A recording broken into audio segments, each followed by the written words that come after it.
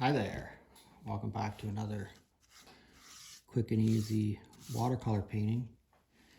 And today we're going to go just past half, not quite down to 2/3, but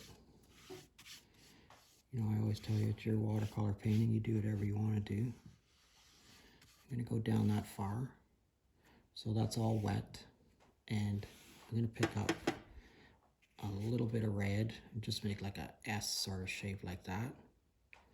And then I'm not going to clean my brush off or anything. I'm going to pick up a little bit of yellow. Just tap that into that. Don't try to move it around too much. I think one of the things that, you know, beginners have a problem with is in watercolor, we don't really move stuff around too much. We just put it there, let it sit there, make sure the page is as wet as you want it to be, and then just let it run, all right? Well, I shouldn't say everybody tries to teach that. I mean, I just try to teach people that a little bit of random in your watercolor painting is a good thing. All right, so you see I'm tapping the brush there to get the Payne's gray off. I put Payne's gray all across the top there. And then I'm going to tip the board up. I'm going to let this all run down. It's going to run right across this color. You see it's dried up here a little bit on the side. So just wet your brush, help it out a little bit, get around that dry area. Same right here. Just dry it up a little bit. Just dry it up a little bit. It's winter here in southern Ontario, so everything's pretty dry right now. So anywhere where you see it's the paint is not moving, it's because the page has dried up on you. Okay, so you want this all to come all the way down to the bottom here, and there's going to be a line of paint across the bottom. You can tip your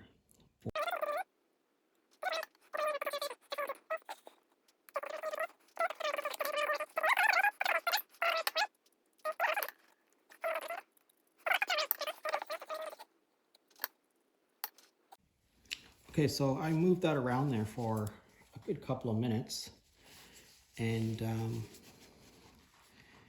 we need to be quite a bit of water across the bottom for the next part that we're going to do here, but we don't need a lot of water across here, so I'm just going to sort of dry that up with my tissue.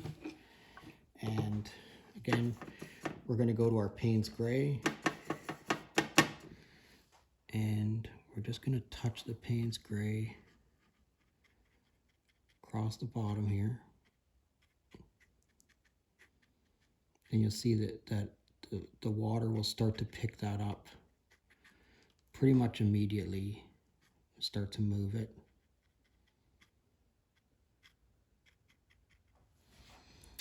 Okay, we're going to give the indication of a few pine trees in this particular one, and so what we're going to use is just, I have a brush here, but we're not going to use the brush. We're going to use the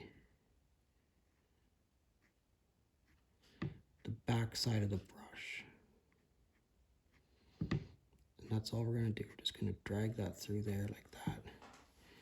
Just, you know, let it go. Again, let it go to wherever it is it's going to go to. You see how that's sort of starting to bloom out there a little bit? I don't want that to do too much of that. So again, I'm just going to twist up my tissue, touch it in there, take some of that water and the paint out of there.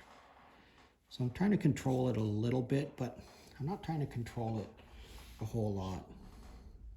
So that's got a nice bloom coming out of there now. You see where that's all sort of starting to look like some nice trees. I picked up some more Payne's gray right off the palette. Very little water.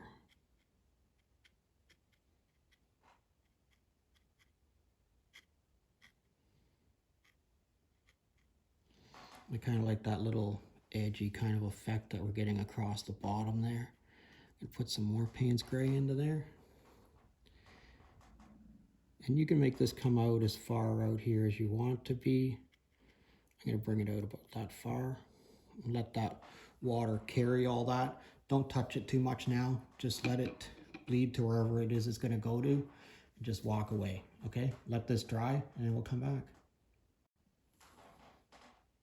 At this point, you could just leave this painting and just walk away from it. I'm going to just put a little bit of water across like that, and I'm going to pick up the tiniest bit of yellow, just a tiny bit of yellow, and touch it on there, and move it around here on the page for a second and see what I can get. I wet this area. I wet this sort of from here to here. Just move this around and see what you get.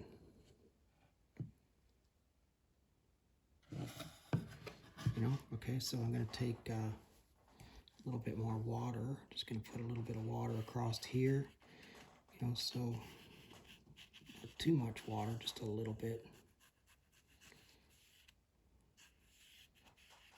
And I'm going to take just a little bit of Payne's gray, introduce it into that. Just tap it a few times.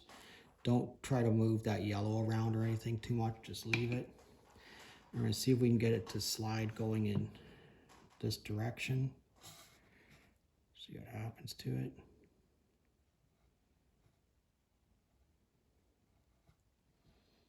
That's kind of cool looking what it's done there.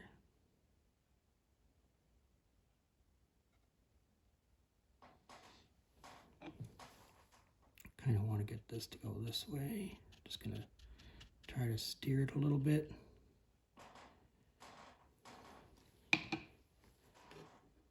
That's kind of cool what that's done across there, and it's very cool.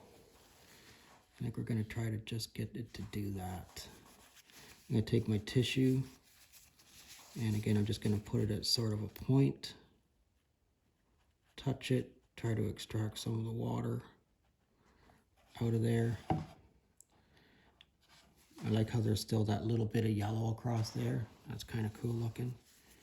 Probably not going to need that much water in there, so I'm just going to touch my tissue on there again, get some of this out,